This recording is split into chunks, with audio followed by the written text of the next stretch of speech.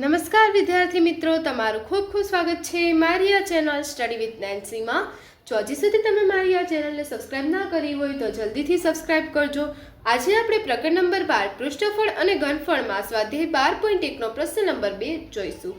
તો અહીં જોવો, આપણને પ્રશ્ન નંબર 2 આપેલો છે કે એક પોલા અર્ધગોળક ઉપર એક પોલો નળાકાર બેસાડેલો હોય તેવું એક પાત્ર છે. અર્ધગોળકનો વ્યાસ 14 સેન્ટીમીટર છે અને વાસણની કુલ ઊંચાઈ 13 સેન્ટીમીટર છે.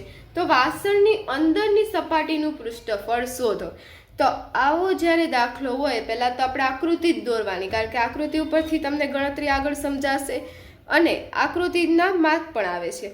તો એટલે આપણે આકૃતિ દોરીશું ને પછી આગળ ગણતરી કરીશું. એની પહેલાં અહીંયા વ્યાસ આપેલો છે. કેટલો છે વ્યાસ? 14 સેન્ટીમીટર. તેને પહેલાં ત્રિજ્યામાં કન્વર્ટ કરી દેવાય કે ત્રિજ્યા આર બરાબર શું થઈ જાય? વ્યાસના છેદમાં 2 એટલે d/2. વ્યાસ કેટલું છે? 14 ના છેદમાં 2 એટલે 7 સેન્ટીમીટર. આપણને શું મળી ગઈ? ત્રિજ્યા મળી ગઈ 7 સેમી. હવે આકૃતિ દોરી શકીએ. પ્રશ્ન હજી એકવાર જોઈ લઈએ કે એક પોલો અર્ધગોળક છે. એક પોલો અર્ધગોળક છે, એની ઉપર એક નળાકાર બેસાડી દીધો. પોલા અર્ધગોળક પર નળાકાર છે અને એવું એક વાસણ છે, એવું પાત્ર છે. પાત્રમાં આપણને ગોળકનો વ્યાસ 14 સેન્ટીમીટર આપેલો છે. એની વાસણની કુલ ઊંચાઈ આપેલી છે. નળાકારની નહીં, આખા વાસણની, એટલે એમાં ગોળક પણ આવી જાય. એની ઊંચાઈ આપેલી છે. તો હવે વાસણની અંદરની સપાટીનું પૃષ્ઠફળ શોધો. તો આપણે અંદરની સપાટીનું પૃષ્ઠફળ શોધવાનું છે. તો આકૃતિ દોરીએ કે આવી રીતે એક અર્ધગોળક છે. અર્ધગોળક ઉપર એક નળાકાર છે. આવી રીતે એક નળાકાર ગોઠવેલો છે. આખાની ઉપરની ઊંચાઈ આપેલી છે. કેટલી છે? 13 મીટર. 13 સેન્ટીમીટર આપેલી છે. હવે આપણે તો ગણતરી માટે નળાકારની વર્તુળની અલગ અલગ ત્રિજ્યા જોઈએ, અલગ અલગ ઊંચાઈ જોઈશે. તો એના માટે આપણને ત્રિજ્યા આપણે મેળવી લીધી 7 સેન્ટીમીટર. તો આ વર્તુળની ત્રિજ્યાનું માપ છે 7 સેન્ટીમીટર.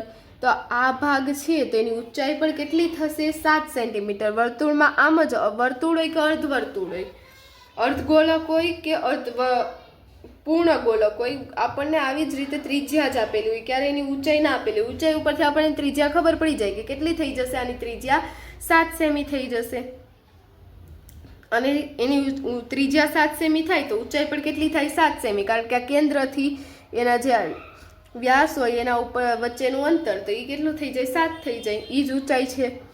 તો હવે આપણને વર્તુળની અર્ધગોળકની આપણને ઊંચાઈ મળી ગઈ. તો હવે જે 13 માંથી આપણે 7 માઇનસ કરી દઈએ, 13 - 7 બરાબર 6. તો આ 6 શું થઈ ગઈ? નળાકારની ઊંચાઈ થઈ ગઈ. નળાકારની ઊંચાઈ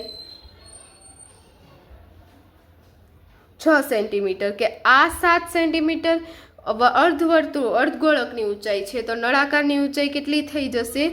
6 સેન્ટીમીટર. હવે આપણે આની આગળ ગણતરી ચાલુ કરીએ કે આપણે શું શોધવાનું છે? આખા વાસણની અંદરનું સપાટીનું પૃષ્ઠફળ શોધવાનું છે. તો લખીએ કે વાસણની અંદરની સપાટીનું પૃષ્ઠફળ, અંદરની સપાટીનું પૃષ્ઠફળ, તો એને બરાબર થશે કે નળાકારની વક્ર સપાટીનું ક્ષેત્રફળ, નળાકારની વક્ર સપાટીનું ક્ષેત્રફળ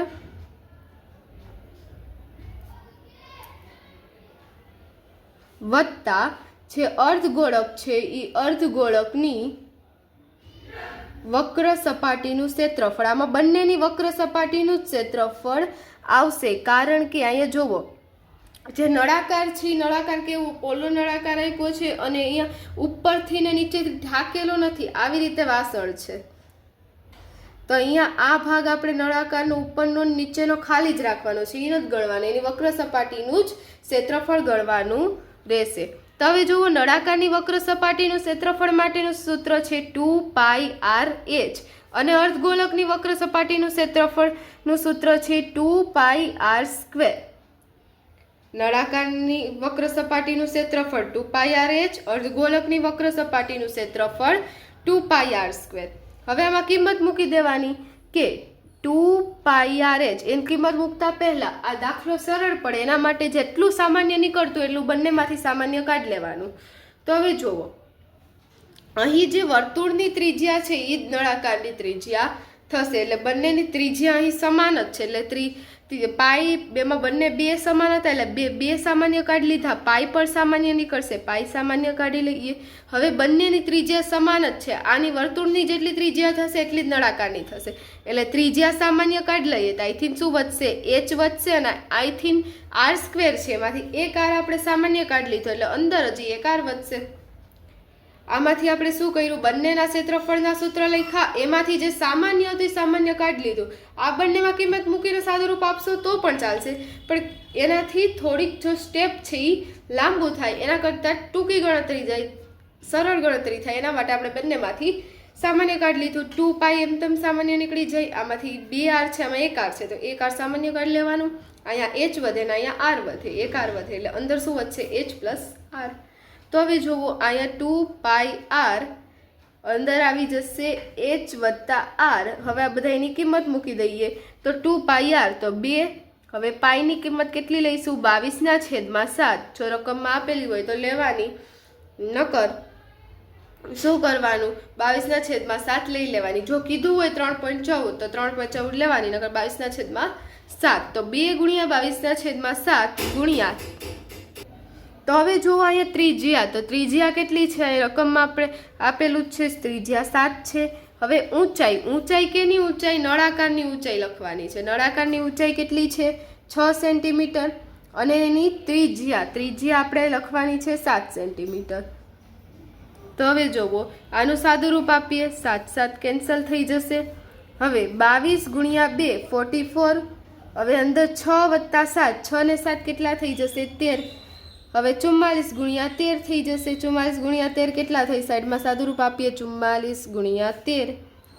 પહેલાં 0, 44 × 1 44, 4 તેરી 12 વધી પડી 1, 4 તેરી 12 ને 1 13, 2 ને 0 2, 4 ને 3 7, 4 ને 1 5, 572. અહીંયા જોવું આપણને જે 44 × 13 એટલે શું થઈ ગયું? 572. હવે એમાં એકમ કયો આવશે? સેન્ટીમીટરનો વર્ગ, કારણ કે બધી જ કિંમત સેન્ટીમીટરમાં આપેલી છે અને ક્ષેત્રફળમાં વર્ગ થાય. 572 સેન્ટીમીટરનો વર્ગ.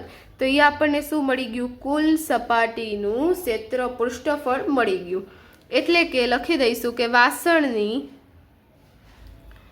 અંદરની સપાટીનું પૃષ્ઠફળ, અંદરની સપાટીનું પૃષ્ઠફળ 572 સેન્ટીમીટર² થશે. તા જોવો, આપણા પ્રશ્ન નંબર 2 નો જવાબ આવી ગયો. અહીં આપણો પ્રશ્ન નંબર 2 પૂર્ણ થાય છે. જો તમને વિડીયો પસંદ આવ્યો હોય તો લાઈક, શેર, સબસ્ક્રાઈબ કરજો. જો હજી સુધી તમે મારી આ ચેનલને સબસ્ક્રાઈબ ના કરી હોય તો જલ્દીથી સબસ્ક્રાઈબ કરજો, જેથી તમને મારા બધા જ વિડીયો સૌની પહેલાં મળી રહે. Thanks for watching.